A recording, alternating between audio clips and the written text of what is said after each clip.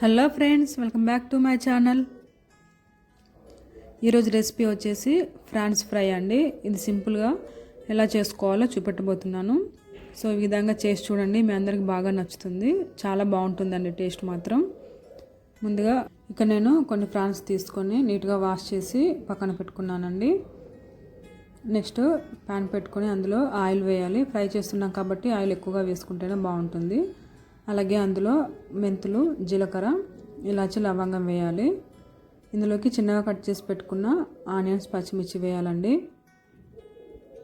So ఈ France ఫ్రైలో onions ఎక్కువగా వేసుకుంటేనే బాగుంటుందండి. సో నేను ఇక్కడ 2 పెద్ద ఉల్లిపాయలు వేసాను. అలాగే కర్రీకి సరిపడా సాల్ట్ వేస్తున్నానండి. 1.5 టీ స్పూన్ సాల్ట్ వేసాను. సాల్ట్ వేయడం వల్ల ఆనియన్స్ అన్నీ తొందరగా సాఫ్ట్గా అవుతాయండి. సో సాల్ట్ వేసేసి ఒకసారి ఇలా కలిపి మూత పెట్టుకొని ఒక 5 మినిట్స్ కుక్ చేసుకోవాలండి. చూసారు కదా, ఆనియన్స్ అన్నీ బాగా మగ్గిపోయాయి. ఇలా ఒకసారి కలుపుకోవాలండి. నెక్స్ట్ ఇందులోకి 1/2 టీ స్పూన్ పసుపు, 1 teaspoon ginger garlic paste వేసి పచ్చివాసన పోయేంత వరకు మరొక 2 మినిట్స్ ఫ్రై చేసుకోవాలండి. ఆనియన్స్ అన్నింటినీ బాగా ఫ్రై చేసుకుంటేనే టేస్ట్ చాలా బాగుంటుందండి. సో చూసారు కదా, ఇలా బాగా ఫ్రై చేసుకోవాలి. ఇలా ఫ్రై అయిన తర్వాత ముందుగా వాష్ చేసి పెట్టుకున్న రొయ్యల్ని ఇందులో వేయాలి. వేసిన తర్వాత ఆనియన్స్ అంతా కలిసేలాగా ఒకసారి బాగా కలుపుకోవాలండి.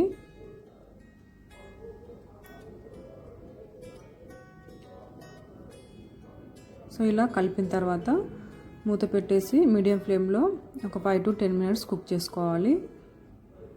సో చూసారు కదండి, ఫ్రాన్స్లో ఉన్న వాటర్ అన్నీ బయటకు వచ్చేసాయి. ఈ విధంగా కుక్ అయిన తర్వాత ఒకసారి కలుపుకోవాలి. ఇలా కలిపిన తర్వాత కర్రీకి సరిపడా కారం వేసుకోవాలండి. నేను ఇక్కడ 1/2 టీ స్పూన్ కారం వేసాను. సో మీరు కారం ఎక్కువగా తినే వాళ్ళు ఉంటే ఎక్కువైనా వేసుకోవచ్చు అండి.